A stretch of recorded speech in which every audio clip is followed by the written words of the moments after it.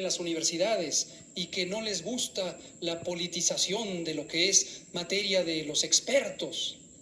Falso. Son propagandistas, son ideólogos de su propia verdad autoconstruida a espaldas del pueblo. En el Seguro Popular, en el régimen de protección social en salud, en la ideología de este modelo, está la idea de que el derecho de protección a la salud es un derecho individual. ¿Por qué razón? Porque aunque la Constitución de la República de los Estados Unidos Mexicanos, en el artículo 4, párrafo 4, reconoce el derecho a la protección de la salud, la manera en que se formuló, esto es muy interesante y es parte de lo que en su momento consideramos debe ser la agenda del próximo gobierno, se formuló como un derecho individual. Toda persona tiene derecho a la protección de la salud. Qué paradoja que el régimen neoliberal fundante, el de Miguel de la Madrid, fundante en México, es quien reconoció a rango constitucional el derecho a la protección de la salud.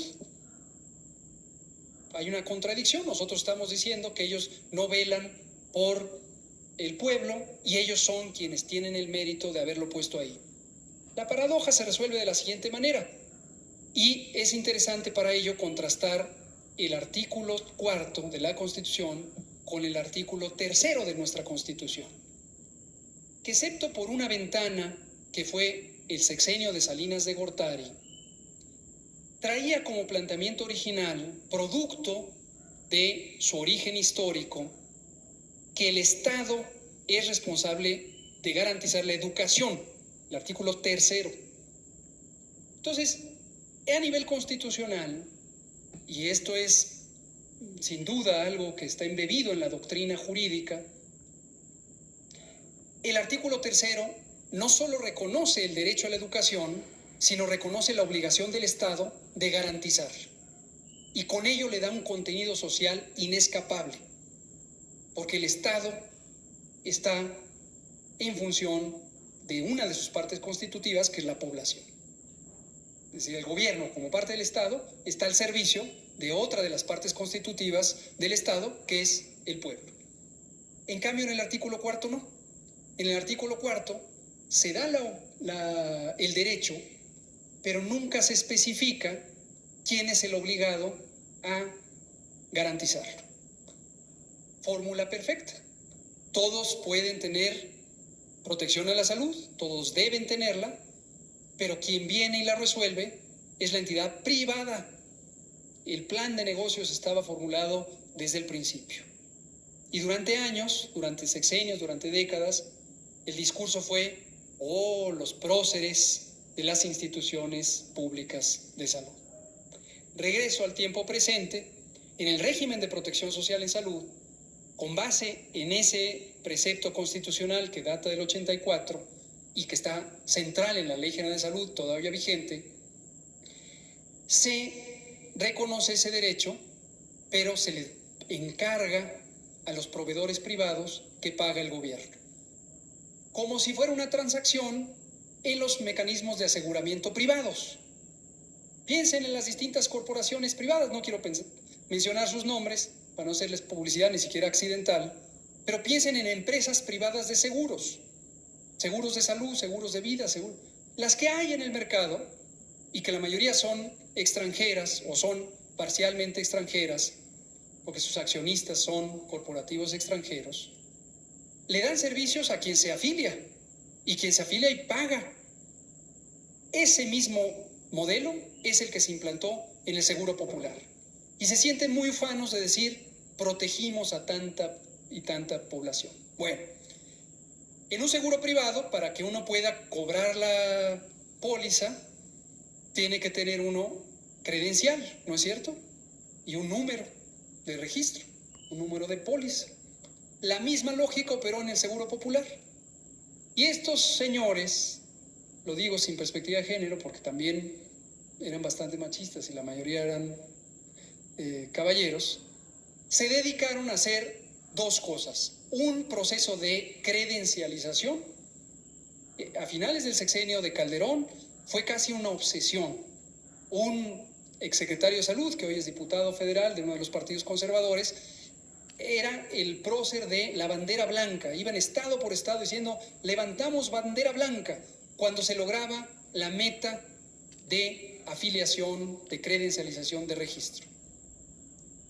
Pero eso no fue acompañado de un aumento en las capacidades reales de proveer servicios de salud, porque se quedó chica la infraestructura física, el personal, omití mencionarlo hace rato, es otra parte importantísima, tenemos un déficit calculado de 250,000 personas trabajadoras de la salud.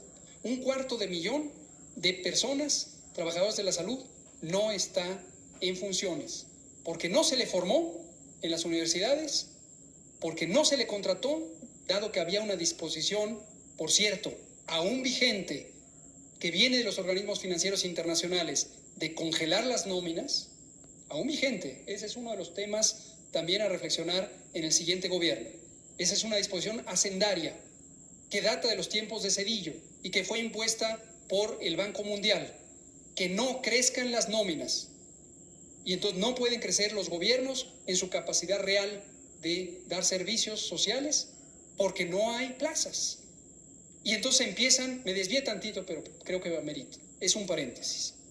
Esto en los tiempos de Zedillo, por impulso del Banco Mundial y el FMI, se dispuso y se pactó que las secretarías de Hacienda, por supuesto incluida la mexicana, congelan las nóminas. No se pueden abrir plazas, porque era una visión de reducir el gasto público, reducir la entidad pública, por lo tanto su competencia, por lo tanto vulnerar la soberanía, todo un capítulo a discutir, pero la consecuencia práctica es no pueden crecer los servicios del Estado y la población sigue creciendo y la población necesita servicios educativos, culturales, sociales y de salud también. Y perversamente, para escapar de esa restricción, empezaron las contrataciones precarias, porque el planteamiento fue nóminas no crecen. Nómina quiere decir garantía de seguridad social, incluyendo pensiones, incluyendo las llamadas prestaciones sociales, pero sí podemos contratar por honorarios. ¿Por qué no? Pues digo, si Porfirio Díaz lo hizo y se llamaba el modelo de raya, ¿por qué no lo va a hacer un gobierno neoliberal? Y entonces se empezaron a hacer contratos eventuales. En el sector salud asciende a 120,000 personas que llevan en promedio 12 a 15 años, pero en algunos casos llega hasta 25 años o 30, con un contrato precario, violatorio sin mayor duda de la Ley General de Salud y de la historia de las conquistas sociolaborales de este pueblo. 11 meses, te das de baja porque se acabó tu contrato, no haces antigüedad, ni modo amigo, bueno, pues te vuelvo a contratar en enero, ¿verdad? Seguro social, no, pues ni me lo pidas, tú no tienes derecho a eso. Terrible, terrorífico. Y eso sigue vigente porque la restricción neoliberal sigue embebida en la política hacendaria. Y hay que revisar muchos preceptos legales y normativos. Cierro mi paréntesis y me regreso al Seguro Popular y a la falacia de los 50 millones de personas sin servicios. Entonces, lo que ocurrió es que esta gente empezó a obsesionarse con credencializar, pero la segunda cosa, yo dije que hicieron dos cosas, una credencializar y la segunda es propaganda. ¿Ya ven que sí son ideólogos? Digo, ellos le llaman marketing, porque eso es lo que les parece más taquillero, ¿no? Y contratan empresas de marketing y consultoras de opinión pública, y entonces durante ese periodo, el sexenio de Fox, el sexenio de Calderón y buena parte del sexenio de Peña Nieto, lo que fueron haciendo es sembrar en la conciencia del pueblo mexicano la idea de que el Seguro Popular nos protegía. Por eso el presidente López Obrador ha dicho esta frase que les irrita profundamente, de que ni era seguro ni era popular, porque es una falacia. Tener una credencial no te garantiza que tengas servicios de salud. Digo dos cosas solo para cerrar esa parte. ¿Por qué tener una credencial de un modelo como el Seguro Popular no te lo garantiza? En primera, porque no existe la capacidad real. Entonces tú tienes tu credencial, pero llegas a la misma fila de 400 personas donde dan 2 fichas por día y no tienes los servicios.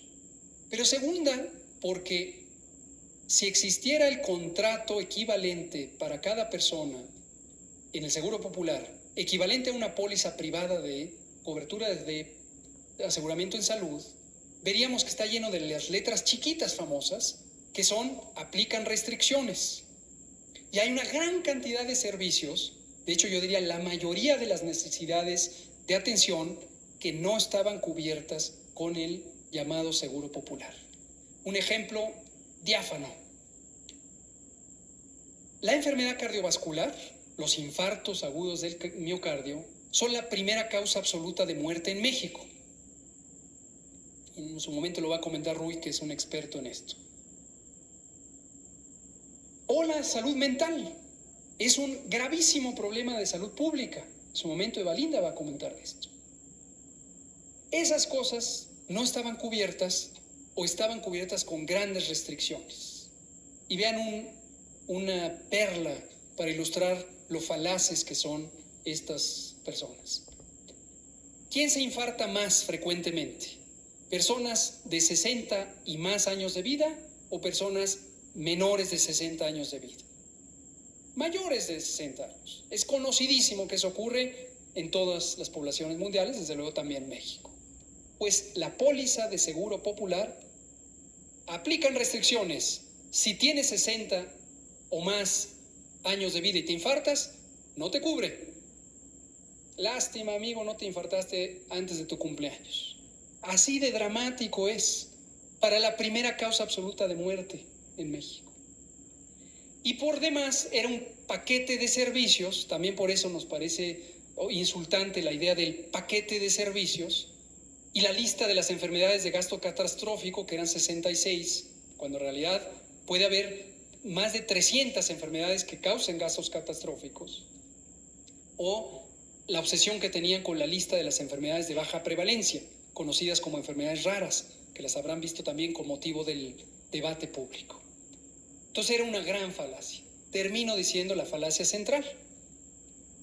El Censo Nacional de Población y Vivienda de México, desde hace muchos años está metodológicamente armonizado con otros censos equivalentes en el mundo y con otras maneras de medir indicadores sociales, demográficos y económicos que usan organismos internacionales.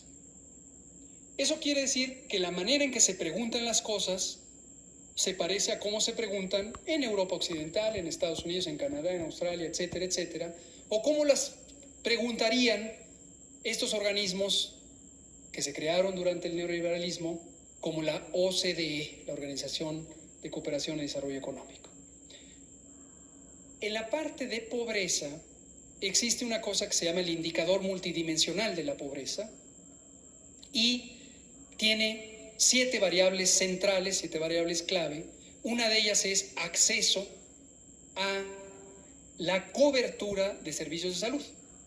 Y en su momento se formuló una idea que también es muy ideológica, que se llama protección social en salud, y no es otra cosa que este modelo de pagaduría para los servicios de salud. Lo mismo hace la Encuesta Nacional de Ingreso y Gasto en los Hogares, ENIG, y esto es lo que finalmente toma el Consejo de Evaluación de la Política Social, Coneval, en la más reciente presentación pública que hicieron. La pregunta sobre salud es: ¿usted es derechohabiente de qué? ¿O usted está cubierto por cuál institución? Y es una pregunta de opción múltiple que dice Instituto Mexicano del Seguro Social, Instituto de Seguridad y Servicios Sociales de los Trabajadores del Estado, ISSSTE, y viene la lista de las 7 instituciones mexicanas. Al final de esa lista está Seguro Popular. La pusieron cuando se creó el régimen de protección social en salud. Entonces, en el censo de 2020 es la primera vez en donde llegan los encuestadores del censo y entonces preguntan, ISSSTE, no, Pemex, no, Seguro Popular, y la gente dijo, ah, caray, no, pues yo oí que ya desapareció el Seguro Popular. Ninguna cobertura. Ahí están los 50 millones de personas. Entonces, en realidad, 50 millones de personas, bueno, no eran 50, porque según ellos teníamos 21 y ahora tenemos 50. Entonces es la diferencia. Esos 30 y tantos millones de personas son personas a quienes se les preguntó si tenían Seguro Popular y ya dijeron que no tienen porque ya no existe el Seguro Popular. No perdamos de vista la noción que tenemos en la transformación, y es la noción primaria del derecho fundamental a la salud. Toda persona tiene derecho a la protección de la salud. ¿Necesito una credencial? No necesitas credencial. ¿Tienes una necesidad de salud? Acude a este lugar para tener ese servicio. No necesita nadie tener credencial para estar asegurado. Entonces, falacia ideológica construida. Lo que me lleva a mi tercer y penúltimo punto, que es ¿qué hemos hecho? Como dice Zoe Robledo en su columna de los martes, ¿qué hemos hecho? Durante este gobierno, el presidente López Obrador nos planteó desde el inicio, desde el proyecto alternativo de nación, desde la etapa de transición y cuando entramos al gobierno, que había que centrarnos en satisfacer la demanda popular que se fue expresando durante el proceso de la campaña. Y él recogió personalmente, como sabemos que lo hace, pero también el equipo, que la demanda popular más importante respecto a salud era servicios de atención médica y era medicamentos. Y él ya había vivido la experiencia cuando fue jefe de gobierno y lo que dijo es, tenemos que ser sumamente efectivos, pragmáticos, eficientes en lograr satisfacer esta parte. Algunos de quienes conformamos el equipo de salud desde el periodo de transición también aportamos otros conceptos como los que mencioné al inicio, que son estos de la salud pública, la salud colectiva, en donde hay muchas cosas que no se resuelven con hospitales y clínicas y medicamentos, al contrario, se previenen con una alimentación saludable, con un agua potable, con unos ríos no contaminados, con un aire adecuado, con ambientes y entornos saludables en la salud física y en la salud mental. Ahorita detallo cómo hemos ido avanzando en ambas agendas, porque hemos logrado avanzar en ambas agendas. Pero empiezo con atención médica. El planteamiento fue, 1, vamos a salir del Seguro Popular, vamos a salir de este régimen perverso cuyo diseño está encaminado a favorecer mercados privados mayormente corruptos, vamos a recuperar la soberanía del gobierno y vamos a gastar con honestidad y desmantelar todo el aparato de corrupción. Hace un momento mencioné lo de las comercializadoras o intermediarias de los insumos para la salud. Esa fue nuestra primera batalla, porque no fue fácil. Para lograr garantizar el abasto de medicamentos, ha sido una batalla en la que llevamos 5 años por desterrar todas las ataduras jurídicas, reglamentarias, normativas, que también las hay. Pequeña viñeta, este debate que hay ahorita sobre las normas oficiales mexicanas y que queremos destruir el mundo, es parte de esto mismo. Es el último reducto en el que están protegiendo esos intereses comerciales en las normas oficiales mexicanas que seleccionamos para su cancelación. Esa es la razón.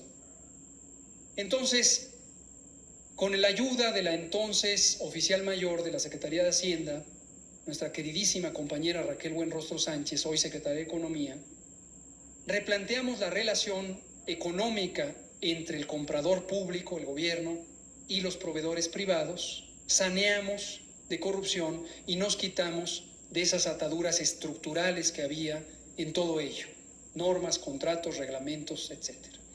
Nos falta todavía. Y hay todo un tema que tiene que ver, por ejemplo, con patentes y el Instituto Nacional de Protección Industrial, que tiene que ver con su vinculación a la regulación sanitaria y los registros sanitarios, y nuestro querido doctor Alejandro Schwartz, titular de COFEPRIS, está trabajando en ello, pero ya llevamos un buen camino.